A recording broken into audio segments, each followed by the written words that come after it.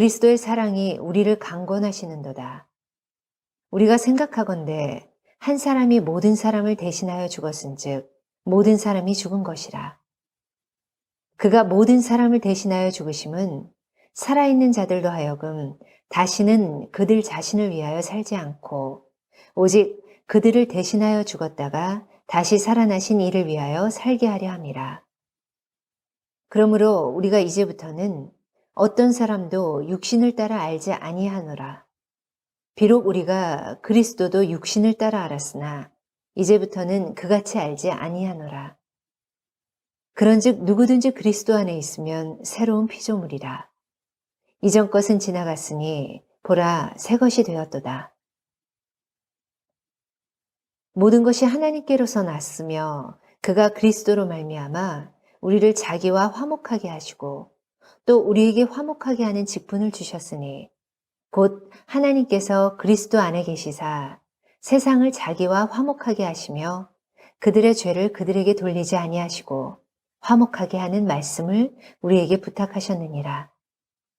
봄철이 되어서 나들이를 바람 소리로 나가듯이 나가보면요, 사람들이 가꾸고 있는 세상하고 하나님이 보이지 않는 손으로 가꾸시는 세상을 비교해 볼 수 있습니다. 저희 부부가 매일처럼 걷는 길은 딱 정해져 있는 길이에요. 옛날 철길을 포장을 해서 보행로와 자전거 길을 만들어 놨는데, 저희들이 거기서 시작할 때는 이제 겨울이 다가오는 때죠. 그러니까 꽃도 피지 않고 푸른 풀기도 다 사라지고 누렇게 다 변해서 그렇게 별로 볼품이 없었습니다. 그런데 겨울이 지나고 햇살이 따뜻해지고 봄이 오면서 걸을 때마다 주변이 바뀝니다. 사람들이 사는 세상은 우리가 편리하게 쓰는 시장터 가보면 맨날 그 모습이 그 모습입니다.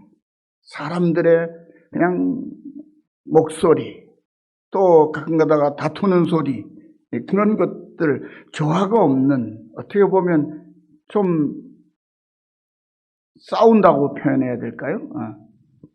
그것이 사람들이 만들어가는 사회인 것 같습니다. 왜냐하면 거기는 살아남기 위한 생존 경쟁의 본능들이 발휘되기 때문인 것 같아요. 그런데 하나님이 관리하시는 또 오솔길 옆에 보면요, 나갈 때마다 새롭습니다. 근본에는 빨간 꽃이 피는 빨간 꽃들이 막 피어나더니 이틀 지나고 나니까 저 노란 꽃이 막 피어나고 그 다음에 가니까 파란 꽃들이 막 피어납니다. 그래서 그런 생각을 했어요.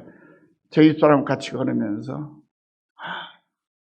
참 좋다. 참 오묘하다. 그렇죠?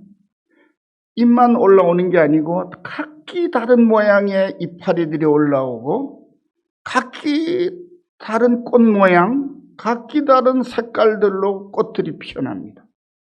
거기에는 경쟁도 없습니다. 내가 더 빨리 커요. 작은 꽃은 그냥 작은 것에 만족하고 그만큼 키우고 그만큼 예쁜 꽃을 피웁니다. 어떤 꽃은 쭉 멋없이 올라와서 몇 송이 피우고 얼마 있다 집니다. 그런데 모두가 자신의 아름다움을 우리에게 보여줍니다. 너는 그래서 못생겼다든지, 너는 겨우 왜 그만큼밖에 못 자란다든지, 너는 내 꽃 색깔이 왜 그렇게 화려하지 않다든지, 그런 거 없습니다. 다 예뻐. 이름도 모르는 들풀들, 꽃 한 송이, 그게 전부 아름답습니다.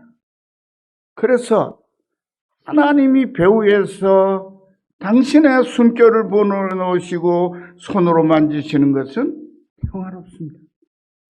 그리고 아름답습니다. 우리의 마음에 경쟁심도 사라지게 하고, 그래서 처음에는 말이죠, 삭막한 겨울에는 땀도 좀 내야 되니까 열심히 부지런히 막 빨리 걸어야 운동된다 그랬으니까 그러고 막 빨리 걷습니다. 그리고 돌아서 저울에 몸을 달아봅니다. 살 빠졌나? 근데 어느 날부터는 느긋해졌습니다. 빠질 때 되면 빠지겠지. 그리고 하나님이 우리에게 주신 우리의 삶의 환경들이 얼마나 아름답고 우리가 가꾸지 않아도 하나님이 가꾸시는 것이 얼마나 귀한 건지를 이제 매일매일 실감하고 그렇게 감사합니다. 우리 성도님들의 삶의 환경 속에도 그런 하나님이 가꾸시고 돌보시는 참 아름답고 평화롭고 화목한 일들이 항상 함께 하시기를 축원합니다.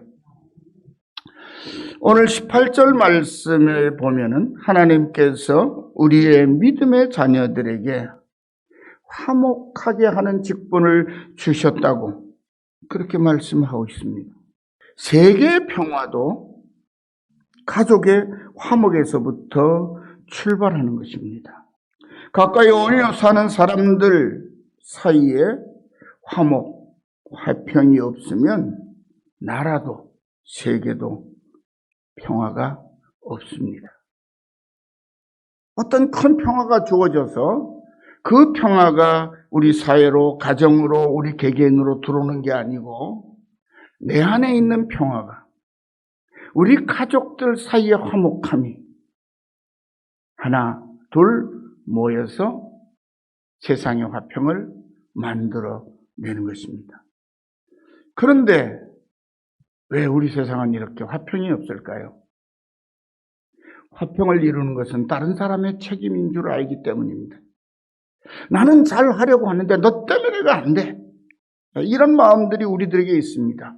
잘못된 것은 다 남의 탓이고 잘한 것은 다 내 덕인 줄 알고. 언젠가 TV에서 부부관계 이런 것에 대한 프로그램을 하나 하는데 거기 정신과 의사 한 분이 나와서 이런 얘기를 해요.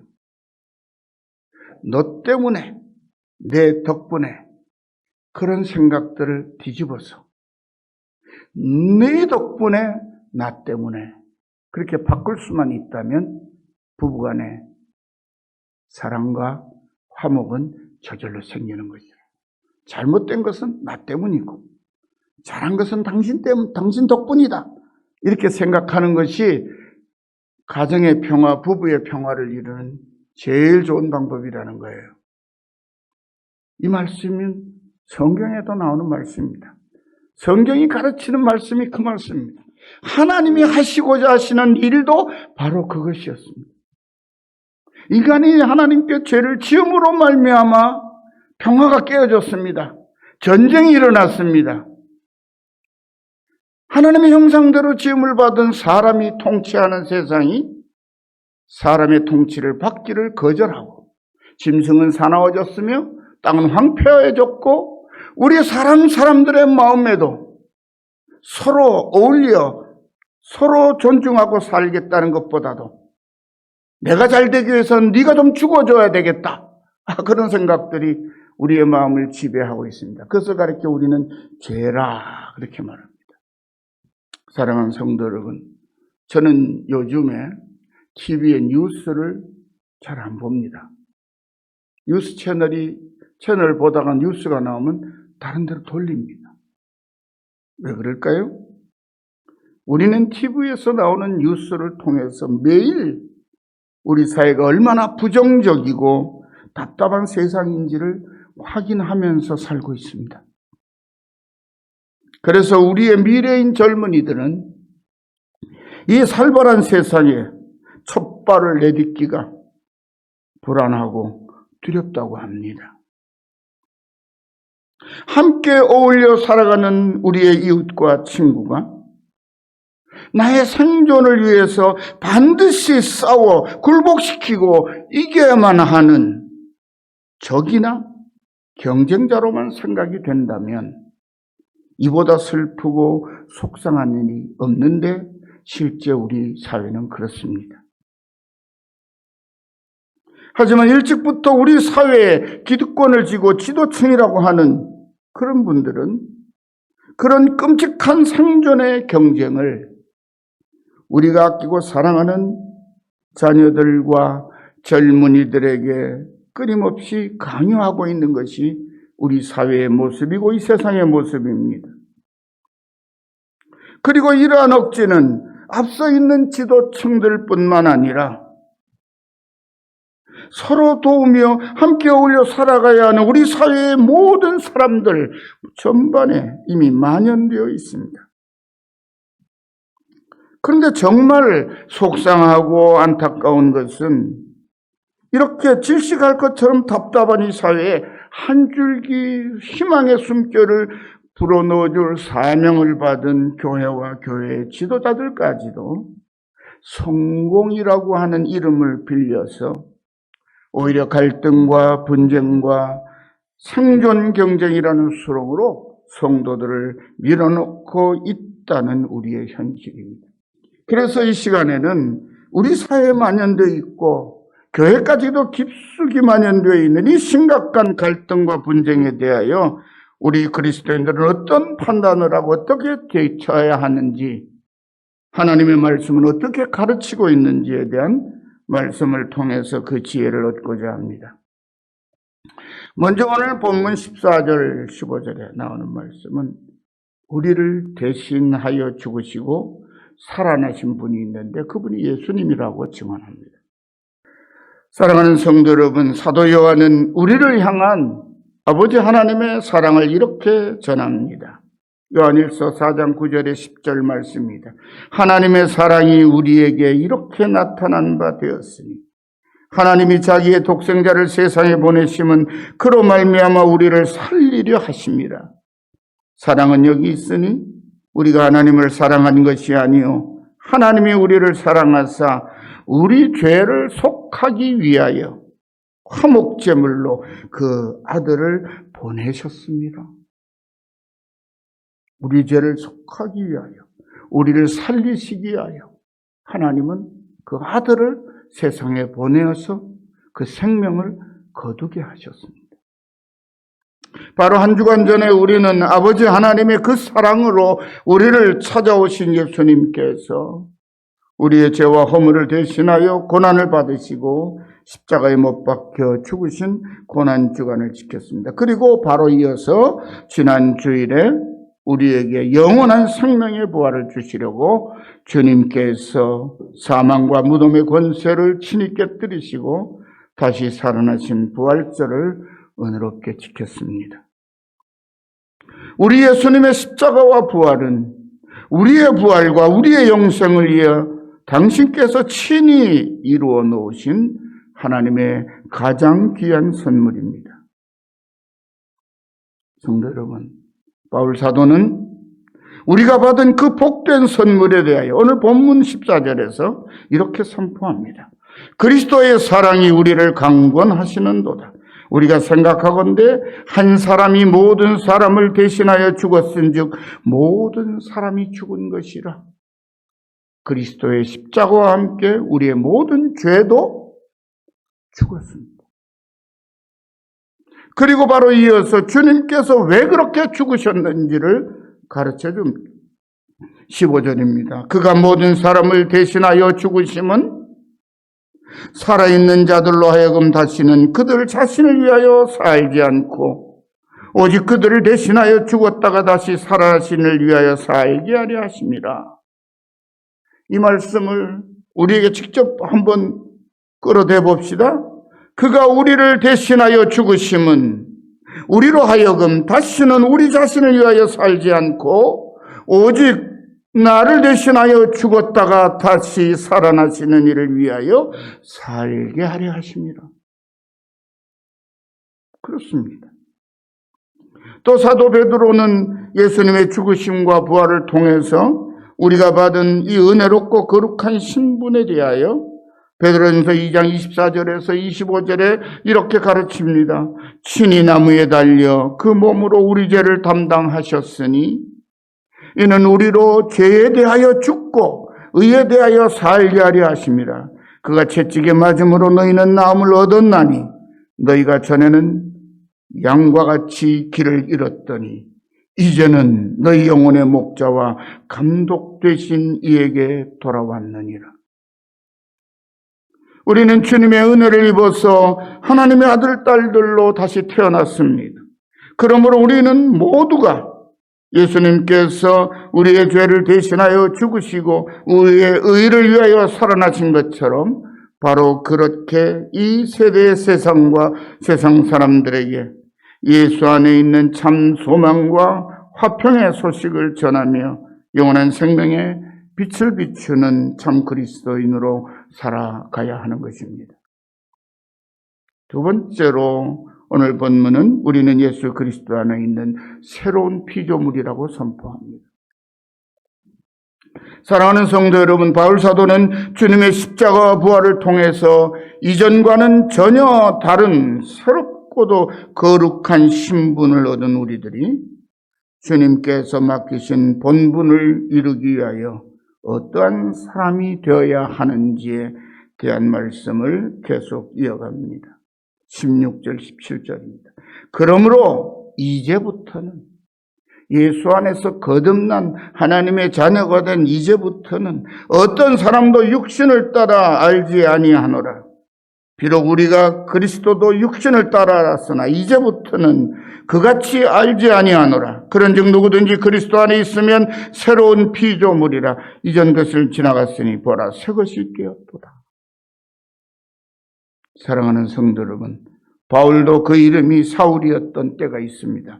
그때는 예수님을 나사렛에서 몫으로 살아왔던 비천한 한 사람의 유대인으로 알고 있었을 뿐입니다. 그래서 예수님이 자신을 그리스도라고 말씀하시고 그분의 제자들도 예수님을 그리스도라고 증언함으로 그분을 그리스도로 믿고 따르는 그분의 제자들을 핍박함으로써 예수님을 핍박하는 악행을 저질렀지요. 하지만 다메섹으로 제자들을 잡으러 가다가 길에서 예수님을 만났습니다. 예수님의 영광의 빛을 받아 육신의 눈은 멀고 신령한 눈을 떴습니다. 그리고 예수님의 택하심과 부르심을 받아 예수님의 복음을 전하는 제자가 되었습니다. 그야말로 자신이 고백한 말씀 그대로 사울이 변하여 바울, 그리스도 안에 있는 새로운 피조물이 된 사람입니다. 예수님을 만나서 거듭난 새 사람이 되기 전에 사울은 이름 그대로 자신을 큰 사람으로 여기고 예수님과 맞서 싸우는 악하고 교만한 사람이었습니다. 그래서 바울 사도는 믿음의 아들인 디모데에게 보낸 편지에서 이렇게 자신의 부끄러운 과거를 고백합니다. 나를 능하게 하신 그리스도 예수 우리 주께 내가 감사함은 나를 충성되이 여겨 내게 직분을 맡기심이니 내가 전에는 비방자요 박해자요 폭행자였으나 도리어 긍휼을 입은 것은 내가 믿지 않을 때 알지 못하고 행하였습니다. 바울은 폭행자가 되어서 폭력으로 예수의 제자들, 예수님까지도 무너뜨리려고 했습니다. 그런데 그분은, 예수님은 그에게 긍휼을 입혀 주셨습니다. 왜요? 알지 못해서, 철이 없어서 그렇다고 용납해 주신 것입니다. 그리고 우리를 변화시켰습니다. 이처럼 그리스도 안에서 거듭나기 전에 사람은 누구나 자기 고집과 주장에 갇혀서 자신과 다르다고 여기는 사람들과 끊임없이 다투고 갈등을 만들어냅니다. 그로 인하여 인류의 역사는 예수 안에 있는 하나님의 뜻을 알지 못하는 사람들이 일으킨 끔찍한 전쟁의 역사로 점철되어 있는 것입니다. 사랑하는 성도 여러분, 지금 우리 사회에 만연되어 있고 또 모두가 함께 겪고 있는 극심한 갈등과 다툼의 문제, 싸움의 문제는 사실 우리만의 문제는 아닙니다. 역사는 인류의 조상 아담과 하와가 하나님께 죄를 짓고 에덴 동산에서 쫓겨난 이후로 모든 인류사의 가장 큰 숙제가 바로 이 갈등, 다툼, 전쟁의 문제라고 기록하고 있습니다. 하나님의 선택을 받은 이스라엘의 역사도 세상의 보편적인 역사와 결코 다르지 않았습니다. 성경 말씀을 따라서 지금부터 3300여 년 전 하나님이 약속하신 축복의 땅 가나안에 정착한 이스라엘 사회의 모습을 잠시 살펴보겠습니다. 모세 후계자인 여호수아가 이끄는 가나안 땅의 정복 전쟁 이야기를 기록한 성경이 여호수아서이죠. 그런데 여호수아서는 그 마지막 부분을 이렇게 기록하고 있습니다. 여호수아 24장 31절 이스라엘이 여호수아가 사는 날 동안과 여호수아 뒤에 생존한 장로들 곧 여호와께서 이스라엘 위에 행하신 모든 일을 아는 자들이 살 동안 여호와를 섬겼더라. 여호수아의 끝은 뭐라고요?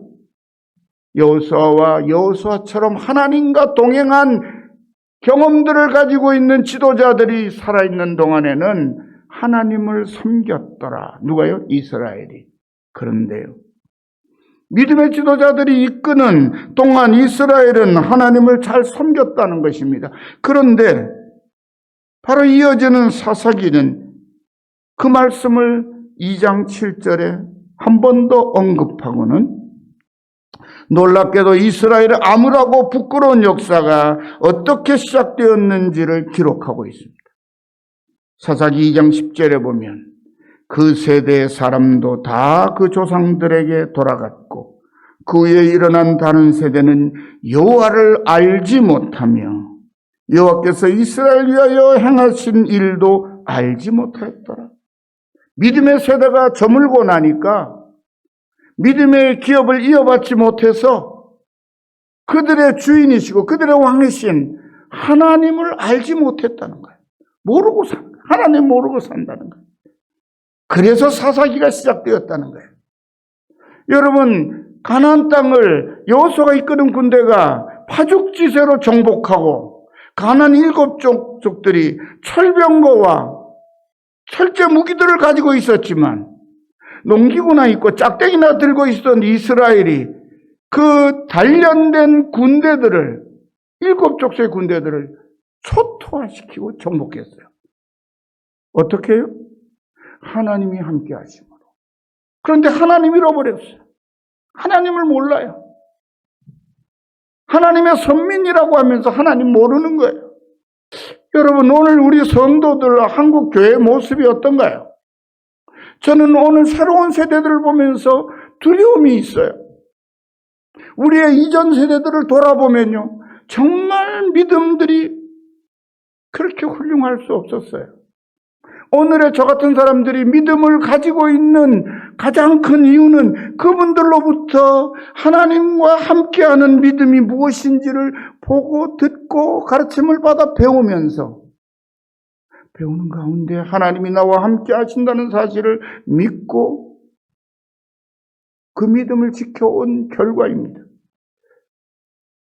그런데 우리의 자녀들에게 자유로운 시대이고 포효로운 시대이다 보니까 하나님의 도우심이 절대적으로 필요하다는 사실을 제대로 가르치지 못한 것 같아요. 하나님이 주장하시고 다시는 세상이 더 아름답다는 것을 우리는 전해주지 못했어요. 그래서 모든 것이 하나님의 뜻보다는 내 뜻이 먼저입니다. 심지어 목회자들도 그래요, 목회자들.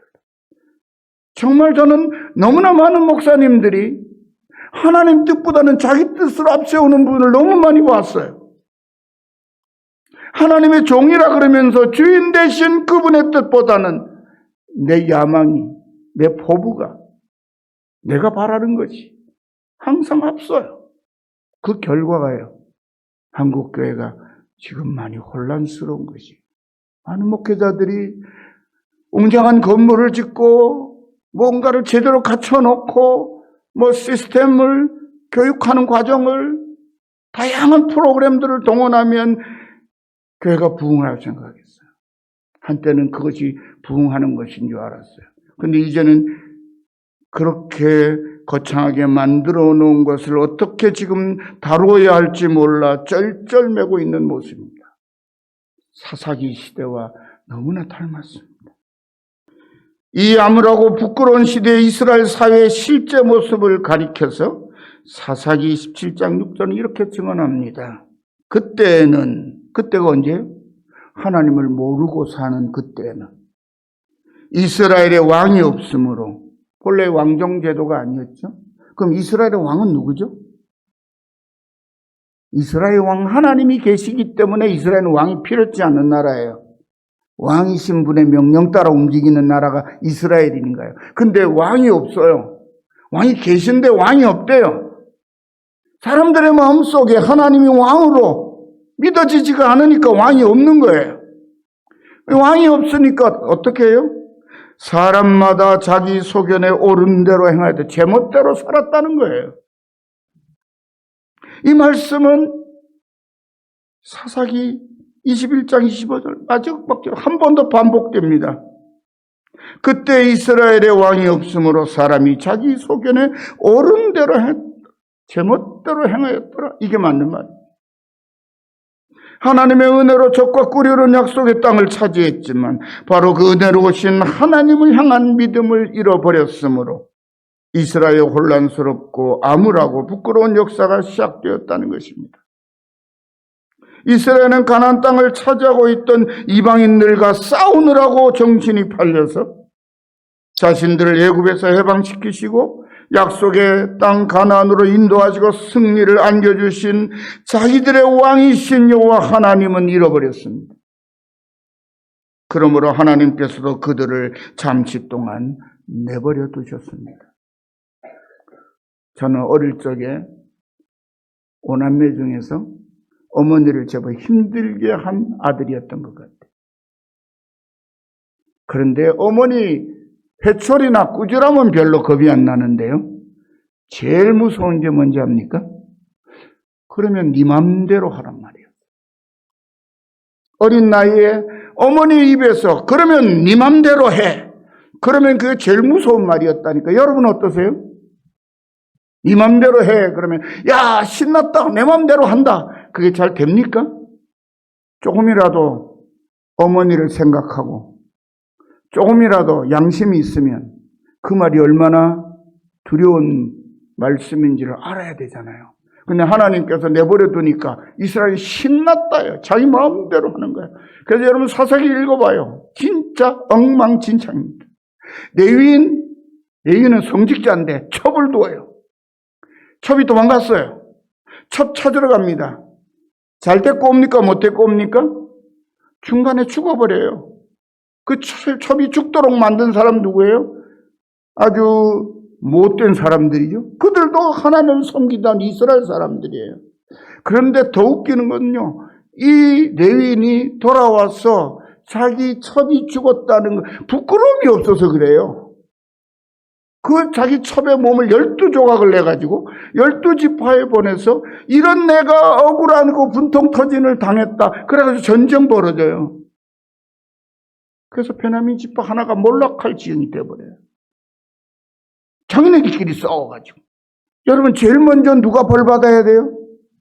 그 얘기 나오면 이 레위인이 제일 먼저 벌 받아야 돼요. 하나님의 거룩한 제사장 가문에 하나님의 성전을 선 그 율법을 백성들에게 가르치는 이들이 축첩을 하고 세상에 그 죽은 여인의 몸을 12조각을 내가지고 이스라엘 내전이 일어나게 만든 악행을 범하는 거예요. 이게 뭐냐면 하나님이 그들의 마음속에 생각 속에 전혀 없다는 거예요. 마음대로 자기 하고 싶은 대로 사는 거예요. 하나님께서 내버려 두시면 이렇게 되는 것입니다. 그렇게 하나님의 은혜로우신 보호가 사라지자 이스라엘은 하나님의 간섭을 받지 않고 제멋대로 살게 된 줄 알고 좋아했습니다. 하지만 그때까지 하나님의 권세 아래 굴복하고 엎드려 있던 주변의 민족들이 다시 일어나서 믿음을 버린 제멋대로 살고 있는 하나님의 백성을 짓밟기 시작합니다. 그것이 비참한 사사시대의 역사입니다. 얼마 동안요? 약 380년 동안. 믿음을 버리면 제멋대로 살게 될 줄 알았는데 오히려 하나님의 돌보심과 자유를 모두 잃어버리고 이방인들에게 비참하게 짓밟혔습니다. 사랑하는 성도 여러분, 그런데 지금 우리가 몸담고 있는 한국교회를 조금 냉철하게 살펴보면 바로 이 사사시대의 이스라엘과 너무나 닮아 있다고 하는 사실을 부인할 수 없습니다. 현실은 그렇습니다. 하지만 본래 우리는 예수 안에서 죄에 대한 죽고 의를 위하여 다시 태어난 하나님의 자녀입니다. 누가 뭐래도. 사사시대에도 이스라엘 백성은 하나님의 백성이셨어요. 하나님은 그 백성을 당신께서 선택하셨기 때문에 그들을 징계하고 심판하시긴 하지만 그들을 버리시진 않습니다. 왜요? 그 선택하신 백성이 이 세상에 널리 펼쳐야 할 하나님의 뜻이 있기 때문이죠. 오늘 한국교회가 우리들이 하나님보다 우리 자신을 앞세우고 제멋대로 하고 있는 모습이 있어 교회가 혼란스럽고 세상으로부터 온갖 비난과 조롱을 당하고 있지만은, 그러나 그런 공동체 안에 속해 있는 저와 여러분은 누가 뭐라 그래도 하나님의 자녀입니다. 하나님이 우리에게 맡기시고자 하시는 소명은 변하지도 않았고 사라지지도 않았습니다. 이 사실을 가리켜 바울 사도는 오늘의 말씀 가운데에서 이렇게 선포합니다. 누구든지 그리스도 안에 있으면 새로운 피조물이라. 이전 것은 지나갔으니 보라 새 것이 되었다. 다시 한번 말씀드립니다. 사랑하는 성도 여러분, 지금의 우리는 누가 뭐라 해도 그리스도 예수 안에 있는 새로운 피조물, 곧 새 사람입니다. 그러므로 우리 모두 겸손하고 거짓없는 믿음으로 하나님의 은혜와 사랑을 입어서 악하고 불의한 경쟁으로 가득한 이 세상에 화평을 이루고 화목을 이루는 선한 이웃으로 살아가시기를 간절히 축원합니다. 우리는 하나님으로부터 화목하게 하는 직분을 받은 사람입니다. 소명자들입니다. 사랑하는 성도 여러분, 우리 모두는 죄인입니다. 특별히 이 자리에 서 있는 저는 죄인 중에서도 가장 못난 죄인이라고 스스로 고백합니다. 바울 사도가 나는 죄인 중에 괴수라고 고백했던 말이 저에게도 예외는 아닙니다. 그런데 예수님의 십자가와 부활의 은혜를 입어 하나님의 사랑을 받는 아들, 딸이 되었습니다. 하지만 오늘날 교회와 우리는 그렇게도 귀한 생명의 양식인 아버지의 말씀보다 세상을 따라가는데 익숙해졌습니다. 하나님의 말씀보다 세상 얘기에 귀가 솔깃해집니다. 지금의 우리는 예수님께서 그렇게도 당부하신 온유와 겸손을 잃어버렸습니다. 한국교회의 가장 큰 부정적인 모습이 뭐냐면 거만하다는 것입니다. 여러분이 보시기에 저도 그렇게 보일까 봐 두렵습니다. 저는 이제 목회 70세까지 목회를 다 마친 사람입니다. 그런데 목회자들을 보면 하나같이 겸손하지 않습니다. 그래서 그것으로부터 우리의 이 문제가 생기는 것 같습니다. 우리에게는 믿음을 떠난 오만함과 억지 주장과 과격한 모습들이 많습니다. 특별히 누구보다 예수님을 지나치게 잘 믿는다고, 누구보다 잘 믿는다고 하는 이들이 교만한 마음으로 서로를 쉽게 판단하고 정죄함으로 교회는 분열되고 혼란스럽습니다. 현재 우리의 모습이 이처럼 부끄럽습니다. 하지만 우리의 신분은 여전히 예수님 안에서 다시 태어난 새로운 피조물입니다. 우린 옛사람이 아닙니다. 예수님의 생명값으로 태어난 사람들이기 때문에 우리는 다시 옛사람으로 돌아갈 수는 없습니다. 주님께서 화목하게 하는 직분을 맡기셨기에 우리는 소명을 받은 사람들입니다. 무슨 소명요? 화목하게 하는 소명. 세상을 화평하게 만드는 소명이 우리의 것입니다. 여러분, 교회가 할 일이 뭡니까? 성도가 할 일이 뭡니까? 주의 종들이 할 일이 뭡니까? 가까운 내 주변부터 화목시키는 일입니다. 왜요? 우리를 그렇게 부르신 주님이 세상에 오신 이유가 뭐죠? 하나님과 원수였던 우리를 하나님과 화목시키려고 오셨어요. 당신께서 친히 화목제물이 되셨어요. 그리고 말씀합니다. 너희도 나를 본받아 화목케 하는 사람이 되어라. 너희들 하나님과 화해되었지? 그러면 너희 주변의 사람들을 너희 원수처럼 생각하지 뭐 교회 밖에 있는 사람이라고 함부로 대하지 말고 그들이 하나님과 화목하게 하는 일에 너희들이 중매쟁이처럼 나가서 하라는 거예요. 그게 우리의 할 일이라는 거예요. 교회 높이 짓는 거 아니에요. 교육관을 엄청나게 크게 짓는 게 우리의 할 일이 우선순위가 아니에요. 만약 그렇게 예배당을 크게 지어야 하고 교육관을 크게 시설을 만들어야 된다면 그것이 어디에 쓰이도록 하기 위해서요? 세상과 하나님 화목하게 하는 일에 쓰이기 위한 목적으로 그걸 만들어야 되는 거예요. 그게 우리의 할 일이에요. 우리의 가슴속에 그것이 있어야 돼요. 그러므로 우리는 모두 나를 구원하시려고 당신을 화목제물로 하나님께 바치신 예수님처럼 자기를 부인하는 겸손한 화목제물로 살아가야 하는 것입니다. 이제는 우리 가운데 서로를 질투하고 경쟁하는 도토리 키재기를 더 이상 하지 말아야 합니다. 빨리 이거부터 멈춰야 돼. 한국교회 이거 정말 빨리 멈춰야 돼요. 예수님의 마음으로 모두가 하나가 되어야만 합니다. 바울 사도는 오늘의 우리들에게 모든 것이 하나님께로서 났으며 그가 그리스도로 말미암아 우리를 자기와 화목하게 하시고 또 우리에게 화목하게 하는 직분을 주셨으니 곧 하나님께서 그리스도 안에 계시사 세상을 자기와 화목하게 하시며 그들의 죄를 그들에게 돌리지 아니하고 화목하게 하는 말씀을 우리에게 부탁하셨다고 말합니다. 우리는 다른 사람 핑계하지 마. 너 때문에 이렇게 됐어. 그거 이제 하지 말아야 돼. 그건 나 때문에 잘못된 거야. 잘된 것을 보면 봐. 나 때문에 내 덕분에 된 거 아니야? 아니고 당신 덕분에. 옆에 분 보시고 한번 해보세요. 당신 덕분입니다. 우리가 화목한 것도 우리가 힘들고 어려운 일들도 지금까지 이겨내온 것은 당신 덕분입니다. 그러면 화목은 시작되는 거예요.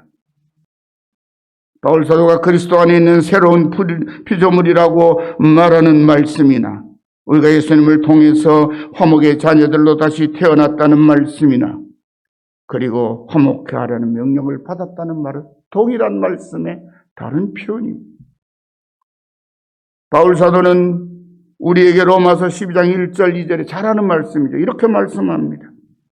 하나님의 명령입니다. 그러므로 형제들아 내가 하나님의 모든 자비하심으로 너희를 권하노니 너희 몸을 하나님이 기뻐하시는 거룩한 산 제물로 드리라. 이는 너희가 드릴 영적 예배니라. 너희는 이 세대를 본받지 말고 오직 마음을 새롭게 함으로 변화를 받아 하나님의 선하시고 기뻐하시고 온전한 뜻이 무엇인지 분별하도록 하라. 거룩한 산 제물이 뭐죠? 화목 제물이에요. 우리 주님이 거룩한 산 제물이셨잖아요. 그분은 무슨 제물이요? 화목 제물. 우리도 똑같은 화목 제물. 그런데 구약의 성도들 가운데 이 말씀을 따라 살려고 무던히로 애를 쓴 한 사람이 있습니다. 바로 다윗 왕입니다. 한번 살펴볼까요? 다윗은 어려서는 가족들로부터 별로 관심을 받지 못했습니다. 그래서 사무엘 선지자가 하나님의 명령을 받아서 베들레헴 이새의 집에 가면 내가 왕으로 선택한 녀석이 하나 있는데 너 가서 기름 부어라. 그래서 이새의 집을 찾아갔어요. 제 아들들 불러오라 했더니요. 다 불러왔는데 누구는 불러오지도 않았어요. 다윗은 아예 제쳐놓은 아들이었어요. 관심 없어요, 부모도. 아들이 많다 보니까 그런지 모르겠지만 안 불러와요. 너는 막둥이 너는 양이나 지키고 있어. 이제 다윗이 불러와가지고 다윗에게 기름 부었습니다. 부모 형제가 다 보는 가운데. 그렇게 됐으면 아버지 이새가 달리 대우해줘야 되잖아요. 하나님의 기름 부으심을 받은 왕의 제목이니까 달리 생각해야 되죠. 전혀 없습니다. 이 아버지 이상한 아버지예요.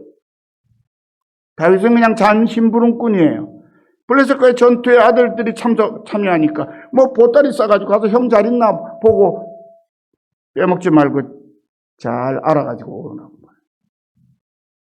그래 가서 전쟁터에서 보고 다윗이 골리앗이 막 기세가 등등한데 자기 왕부터 전부 다 쩔쩔매고 있는 거 보니까 막 분노가 일어서 아니 여호와의 하나님의 백성을 이렇게 저 녀석이 무시해도 되냐 그러니까 형은 말이에요 엘리압입니다.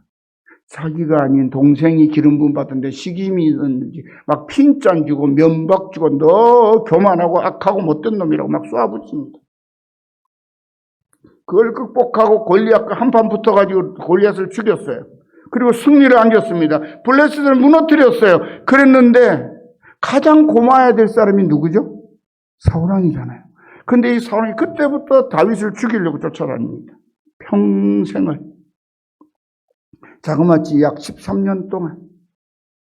언제까지요? 자신이 블레셋과의 전투에서 세 아들과 함께 죽을 때까지 다윗 죽이려고 쫓아다니면서 호송세월한 사람이 사울입니다. 다윗은 그렇게 했어요. 다윗은 어려서부터 이스라엘 왕이 될 때까지 자신의 뜻과는 달리 가장 가까운 가족들, 가장 가까운 사람들로부터 환영받지 못한 사람입니다. 억울하게도 그들이 뛰어넘고 무너뜨려야 하는 시기와 경쟁의 대상이 되었습니다. 다윗 자신은 오직 자신을 부르신 하나님의 뜻을 받들어 섬기는 일을 했을 뿐인데 하지만 정말 다행스럽게도 다윗은 자기 스스로는 그 누구와도 갈등을 일으키거나 경쟁을 하지 않았습니다. 그런 다윗에게 하나님은 정말 귀하고 좋은 친구를 하나 만들어 주셨어요. 바로 사울왕의 아들 요나단입니다. 사실 요나단은 다윗과 왕권을 놓고 겨뤄야 하는 경쟁할 수밖에 없는 그런 인물이 바로 요나단입니다. 왜냐하면 아버지가 사울왕이고 요나단이 장남이니까. 하지만 요나단은 하나님의 뜻을 따르는 믿음의 사람이었습니다. 하나님께서 그런 같은 믿음을 다윗에게 주셨던 그 믿음을 요나단에게도 똑같이 주셨습니다. 그래서 요나단은 하나님의 선택을 따르기로 하고 아버지 사울왕이 가지고 있는 왕권에 대한 기대를 아예 버렸습니다. 내려놓았습니다. 요나단은 다윗이 아버지 사울을 이어 이스라엘 왕이 될 것을 믿음으로 알고 있었습니다. 하나님께서 이미 다윗을 다음으로 선택하셨고 그에게 기름을 부으셨음을 알았습니다. 그를 온전한 왕으로 세우는 것이 마치 자기 소명인 듯이 그를 보호하기 시작했습니다. 그리고 다윗은 사무엘을 통해 일찍이 하나님의 기름 부으심을 받았으나 하나님이 자신을 왕으로 세우실 때까지 겸손히 기다리고 있었습니다. 조급하지 않았습니다. 성급하게 왕위에 오르려고 나서지도 않았습니다. 그래서 자신을 죽이려고 뒤쫓는 사울왕을 2번이나 살려줍니다. 이러한 다윗의 중심을 이미 알고 계시는 하나님은 사무엘을 그에게 그의 아버지의 집으로 보내시면서 사도행전 13장 22절에 바울이 증언한 대로 하면 내가 이 세 아들 다윗을 만나매 내 마음에 맞는 사람이라 내 뜻을 다 이루게 하리라고 말씀하셨다고 증언하고 있습니다.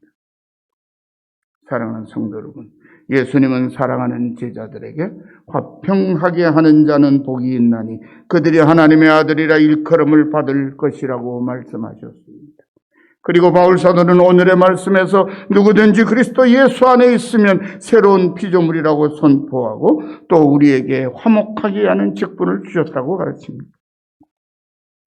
이 말씀처럼 이스라엘의 진정한 화평을 이루는 큰 일을 행한 사람이 바로 다윗 왕이고 요나단은 다윗이 하나님께로부터 받은 그 사명을 감당할 수 있도록 세상의 기준으로 보면 가장 치열하게 다투어야 할 경쟁자일 수밖에 없는 다윗을 둘도 없는 친구로 받아들이고 자신은 다윗의 생명을 지키는 보호자로 살았던 믿음의 동지요 형제입니다.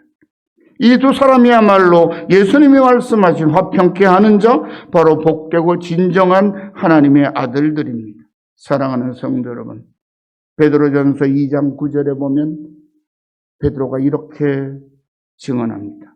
너희는 택하신 족속이요 왕같은 제사장들이요 거룩한 나라요 그의 소유가 된 백성이니 이는 너희를 어두운 데서 불러내어 그의 귀한 빛에 들어가게 하시니 아름다운 덕을 선포하게 하려 하십니다. 사랑하는 성도 여러분, 우리를 왕같은 제사장들이라고 증언합니다. 제사장은 하나님과 백성 사이에서 화목을 이루기 위하여 자기 생명을 걸고 화목제물을 가지고 하나님 앞에 나아가는 사람입니다. 그것이 바로 그의 책무고 소명입니다. 그렇게 영원한 대제사장이신 예수님께서 당신을 화목제물로 가지고 이루어 놓으신 그 화평을 세상 사람들에게 전하며 세상을 화목하게 하기 위하여 우리를 부르셨고 우리에게 그 일을 맡기셨습니다. 우리들도 예수님께로부터 다윗과 요나단과 동일하게 세상과 교회를 화평하게 만드는 하나님의 아들, 딸로 부르심을 받았습니다. 그래서 우리 모두는 그리스도 예수 안에서 거듭난 진정한 화평의 사람이요 예수님을 닮은 화목제물로 살아가는 이름 그대로 성도입니다. 그러므로 주님께서 우리를 부르신 그 부르심의 상을 바라보아야 합니다. 세상의 상이 아니라. 그리고 자신의 욕심을 세우려는 경쟁과 분쟁으로 얼룩져 있는 한국교회와 우리 사회에 화목과 화평을 전하는 일을 온유와 겸손과 인내로 헌신해야 합니다. 우리 다 함께 이 나라와 한국교회 새 희망의 빛을 비추는 빛의 자녀로서 가정을 화목하게 만들고 교회를 화목하게 만들고 우리가 살아가는 삶의 현장에 화평을 만들어내면서 주의 은혜 안에서 행복하게 살아가시기를 간절히 축원합니다.